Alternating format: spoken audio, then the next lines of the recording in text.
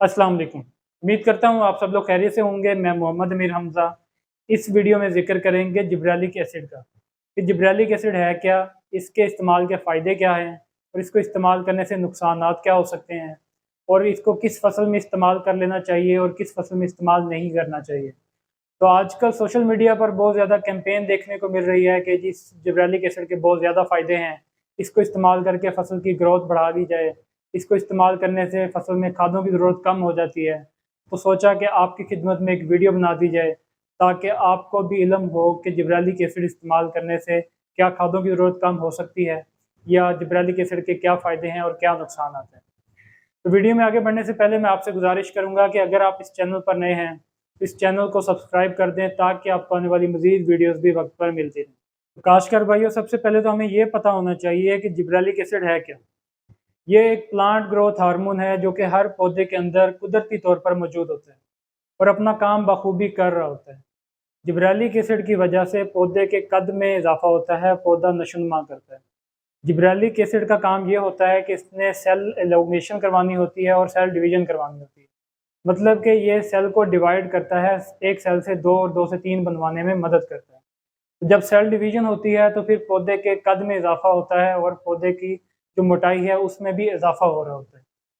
इसी तरह ये जो हार्मोन है ये अब मार्केट में भी अवेलेबल है। ये छोटी सी टिक्की की सूरत में अवेलेबल है जो कि 10 ग्राम की होती है और ये फसल पर स्प्रे करने के लिए इस्तेमाल होता है। तो अब इसकी अलग से इस्तेमाल की क्या ज़रूरत पेश आ गई?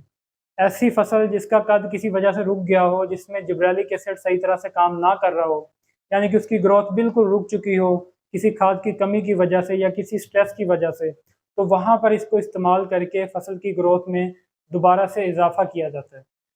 लेकिन इसको हर फसल पर इस्तेमाल नहीं करना चाहिए।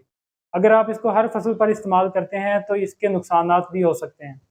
क्योंकि फसल में हर पौधे के अंदर नेचुरली जिब्रेलिक एसिड मौजूद होता है और अपना काम बखूबी जब सर अंजाम दे रहा हो, तो अगर हम उसके ऊपर और भी जिब्रेलिक एसिड का स्प्रे कर दें, यानी कि किसी चीज़ की ज़्यादती कर दें, तो उसके नुकसान तो लाज़मी होंगे। जब आप जिब्रेलिक एसिड का ऊपर से भी स्प्रे कर दें और फसल की ग्रोथ भी हो रही हो, तो उसका सबसे बड़ा नुकसान ये हो सकता है कि जब आपकी फसल पर जिब्रेलिक एसिड का स्प्रे होगा तो उसकी ग्रोथ एकदम से तेज़ हो जाएगी। अब अंदर से भी उसके अंदर जिब्रेलिक एसिड काम कर रहा है और बाहर से भी जब काम करना शुरू कर दे, तो उसकी नेचुरल ग्रोथ से हटकर ग्रोथ होना शुरू हो जाती है। नेचुरल ग्रोथ में उसकी कद भी बढ़ रहा होता है, उसी तरह से पौधे की ज़मीन के अंदर पकड़ भी मज़बूत हो रही होती है। तो जब आप नेचुरल ग्रोथ से हटाकर उसको ग्रोथ करवाएँगे, तो उसकी ज़मीन के अंदर जो जड़ की पकड़ है, वो उस हिसाब से नहीं होगी। उसकी पकड़ अभी कमज़ोर होगी और पौधा कद ज़्यादा कर जाएगा, जिसकी वजह से पौधे के गिरने के चांसेस बढ़ जाते हैं। इसलिए बार-बार अगर आप जिब्रेलिक एसिड का इस्तेमाल करते हैं या जिस फसल में कद सही चल रहा हो, वहाँ पर जिब्रेलिक एसिड का इस्तेमाल करते हैं, तो उसका ये नुकसान लाज़मी हो सकता है। तो अब सवाल ये है कि क्या जिब्रेलिक एसिड के इस्तेमाल से फसल में खादों की ज़रूरत को कम किया जा सकता है? तो फसल में खादों की एक ख़ास रेशियो की ज़रूरत होती है। फसल को 3 बड़ी खादें यानी कि नाइट्रोजन, फास्फोरस और पोटाश की ज़रूरत होती है। अगर इनकी बराबर रेशियो इस्तेमाल की जाए तो फिर फसल अपनी ग्रोथ अच्छी करती है और उसकी पैदावार भी अच्छी मिलती है। अगर इसकी ज़रूरत से कम खुराक इस्तेमाल की जाएगी, तो उससे फसल की पैदावार में कमी देखने को मिल सकती है। आप जिब्रेलिक एसिड से फसल का कद तो करवा लेंगे, लेकिन अगर नाइट्रोजन की ज़रूरत के मुताबिक मिकदार पूरी नहीं होगी, उसकी वजह से फसल की पैदावार पर भी असरात आ सकते हैं। क्योंकि इन तीनों खादों का आपस में बराबर होना, इक्विलिब्रियम का पैदा होना बहुत ज़रूरी है। अगर इनकी इक्विलिब्रियम पैदा होगा, उससे फसल के अंदर जो बाकी फंक्शन हो रहे होते हैं, वो अच्छी तरह से अंजाम पाते हैं। अगर वो अच्छी तरह से अंजाम पाएँगे तो ही फसल की पैदावार अच्छी आ सकेगी। और अब सवाल ये है कि अगर जिब्रेलिक एसिड का इस्तेमाल करना पड़ जाए, तो फिर कब तक जिब्रेलिक एसिड इस्तेमाल करना चाहिए और कितनी डोज़ में इस्तेमाल करना चाहिए? ज़्यादा इस्तेमाल से क्या नुकसानात हो सकते हैं?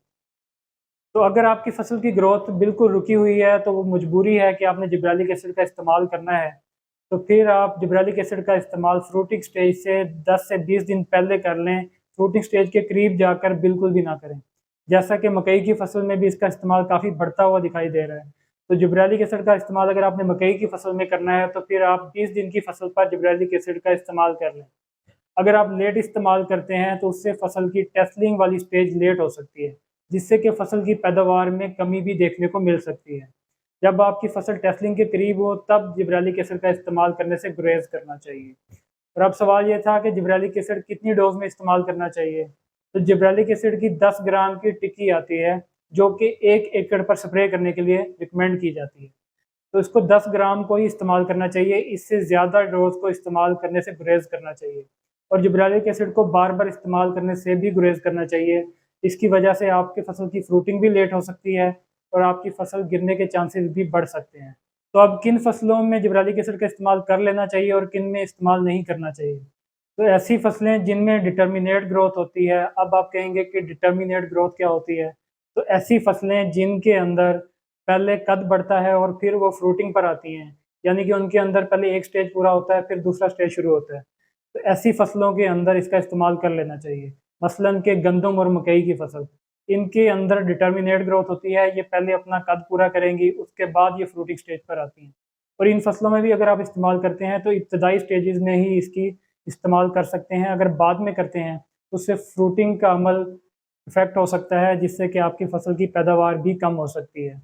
और जो ऐसी फसलें जिनके अंदर इनडिटर्मिनेट ग्रोथ होती है, इनडिटर्मिनेट ग्रोथ क्या होती है कि ऐसी फसल जिनके अंदर कद भी बढ़ रहा होता है और साथ में फ्रूटिंग भी आ रही होती है, यानी कि उसकी रिप्रोडक्टिव ग्रोथ भी हो रही होती है और वेजिटेटिव ग्रोथ भी एक साथ चल रही होती है। ऐसी फसलों में आपको जिब्रेलिक एसिड के इस्तेमाल से गुरेज करना चाहिए। मसलन के कपास की फसल और सब्जियात वगैरह, इनके अंदर ग्रोथ भी चल रही होती है और साथ साथ फ्रूटिंग भी आ रही होती है। अगर ऐसी फसलों में हम जिब्रेलिक एसिड का इस्तेमाल करते हैं तो उससे इनकी फ्रूटिंग स्टेज इफेक्ट हो जाएगी, ये इनकी फ्रूटिंग रुक जाएगी और ये कद करना शुरू कर देगी, जिसकी वजह से हमारे पैदावार में कमी हो जाएगी। तो इसलिए इनडिटर्मिनेट ग्रोथ वाली फसलें जैसे कपास और सब्जियात हैं, इनमें जिब्रेलिक एसिड के इस्तेमाल से गुरेज करना चाहिए। उम्मीद करता हूँ आपको मेरी ये वीडियो पसंद आई होगी। अगर वीडियो पसंद आई है तो इस चैनल को सब्सक्राइब कर दें ताकि आपको आने वाली मज़ीद वीडियोज़ भी वक्त पर मिलती रहें।